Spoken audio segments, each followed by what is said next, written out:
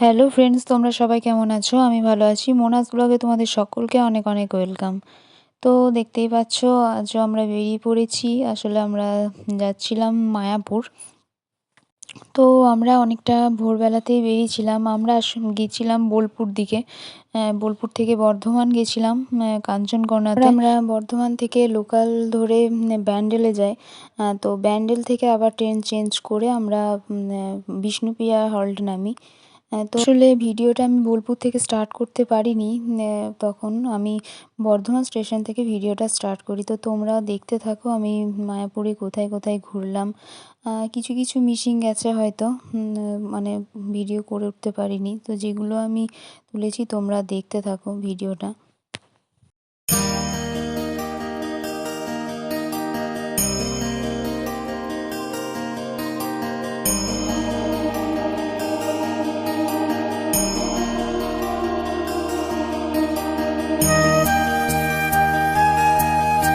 তো আমরা পৌঁছে গেছিলাম নবদ্বীপ ঘাটে।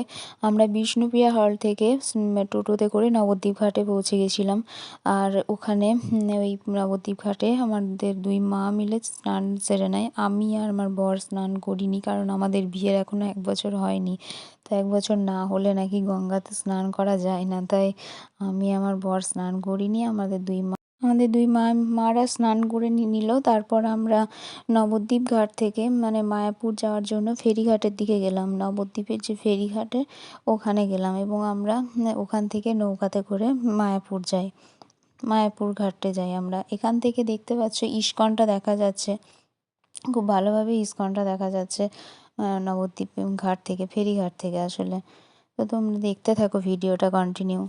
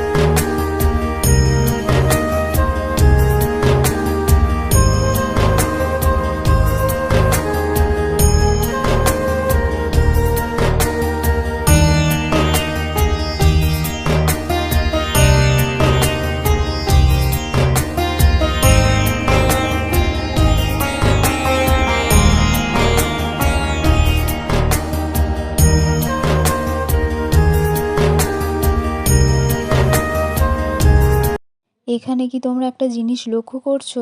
জলের কালার আলাদা। এই যে মানে ঘোলা জলটা দেখতে পাচ্ছ, এটা হচ্ছে গঙ্গা। আর ওই ধারে যে কালো জলটা রয়েছে ওটা হচ্ছে খড়ি নদী।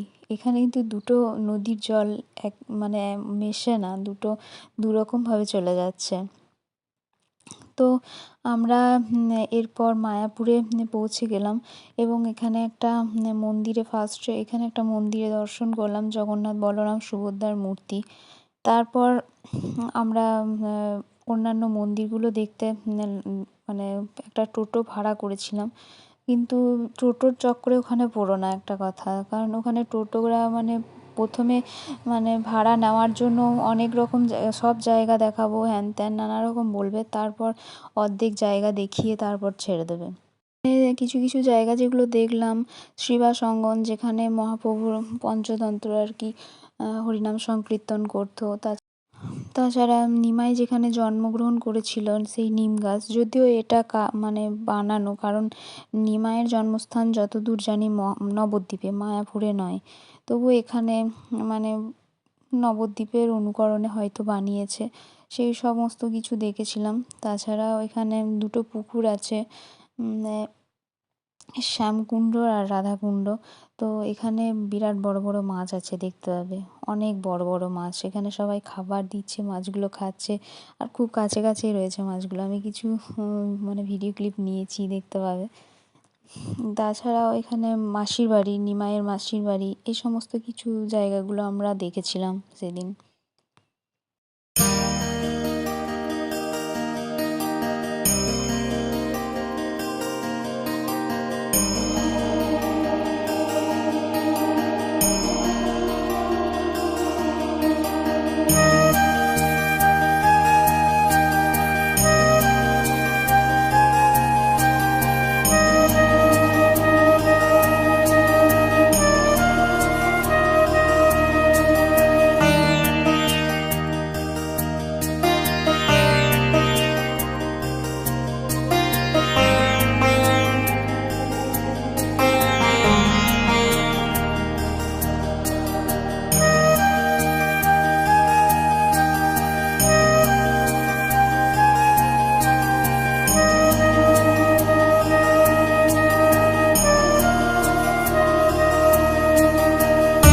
এরপর আমরা ভোগ খাওয়ার জন্য এখানে আসি। এই জায়গাটার নাম যদিও আমার এই মুহূর্তে মনে পড়ছে না। তো এখানে আমরা 3 জন ভোগ খাই, আমার বর, আমার মা আর আমি। আমার শাশুড়ি মা আসলে সেদিন একাদশী করেছিল, তো শাশুড়ি মায়ের জন্য একাদশীর প্রসাদ অন্য একটা ভবনে আগে আমার বর খাইয়ে নিয়ে আসে, তারপর আমরা 3 জন এখানে খেতে আসি। তো এখানে খুব সুন্দর মানে কি বলবো, এত সুন্দর ভোগ এখানে খেয়েছিলাম আমি। হয়তো জীবনেও কোথাও এত সুন্দর প্রসাদ খাইনি, আর খুবই ভালো খেয়েছি আমরা সেদিন। তো দেখো এখানে কি কি মেনু। প্রথমেই খিচুড়ি দেয় 1 হাতা, এটা তো জাস্ট অমৃত। মানে এরকম খিচুড়ি, এরকম প্রসাদ আমি কোনোদিনও খাইনি। এই প্রসাদটা এত সুন্দর খেতে। তো তারপর ভাত, 2 রকম তরকারি, ডাল, চাটনি, এ সমস্ত এখানে দিয়েছিল প্রসাদে।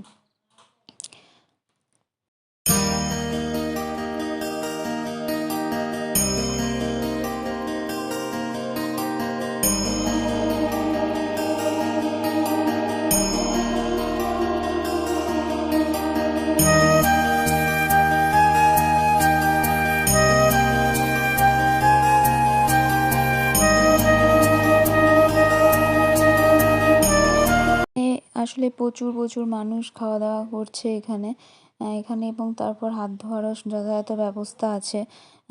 আর এই জায়গাটা হচ্ছে এই যে পদ্মভবন, এটাকে পদ্মভবনই বলে যতদূর সম্ভব। তো এই পদ্মভবনের একদম পাশেই এই জায়গাটাতে আমরা খেয়েছিলাম সেদিন প্রসাদ।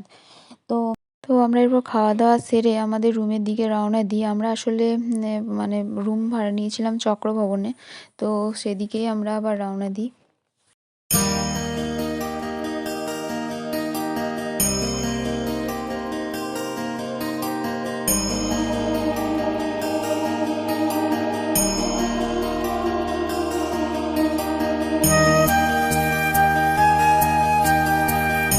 চক্রভবনটা একদম ইস্কনের সামনেই, একদম ইস্কনের সামনেই এই জায়গাটাতে। তো আমরা দুপুরে এসে রেস্ট নিয়েছিলাম, তারপরে আমরা বিকাল দিকে আবার বেরিয়ে পড়েছিলাম।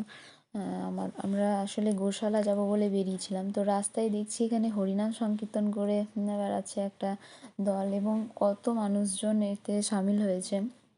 তো ওখানে আমরা কিছুক্ষণ মানে দাঁড়িয়েছিলাম হরিনাম সংকীর্তনের কাছে। তো আমরা এই চক্রভবনে এখানেই আমরা রুম ভাড়া নিয়েছিলাম সেদিন, একদম ইস্কনের সামনেই। তারপর আমরা গোশালা যাই। গোশালায় তো বিরাট বড় বড় গরু দেখে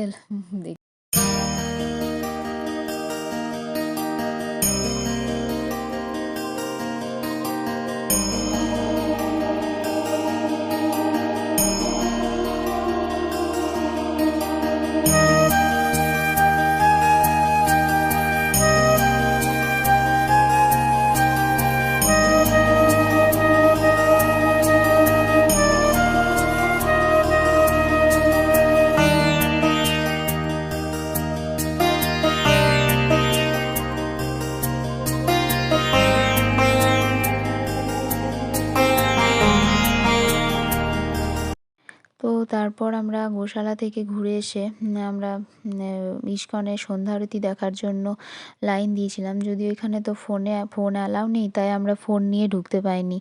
আমরা ফোন রুমে রেখে এসে তারপর আমরা মানে সন্ধ্যা আরতি দেখার জন্য গেছিলাম ইস্কনে। তো ওখানে সন্ধ্যা আরতি সত্যিই অপূর্ব। খুব ভালোভাবে উপভোগ করেছি সন্ধ্যা আরতি। তারপর আমরা মানে সন্ধ্যা আরতি দেখার পর মায়াপুরটা ওই আশেপাশে একটু ঘুরছিলাম এবং যেখানে আমরা ছিলাম চক্রভবন, তো সেটা আমি তোমাদের সঙ্গে শেয়ার করেছি। খুব পরিষ্কার পরিচ্ছন্ন জায়গা এবং সত্যিই মানে খুব সুন্দর। একদম এই দেখো ইস্কনের সামনেই একদম। এটা ইস্কন, পুরনো ইস্কন। নতুন ইস্কন তো এখনও উদ্বোধন হয়নি, পুরনো ইস্কন, এবং তার সামনেই হচ্ছে চক্রভবন। এই জায়গাতেই আমরা ছিলাম।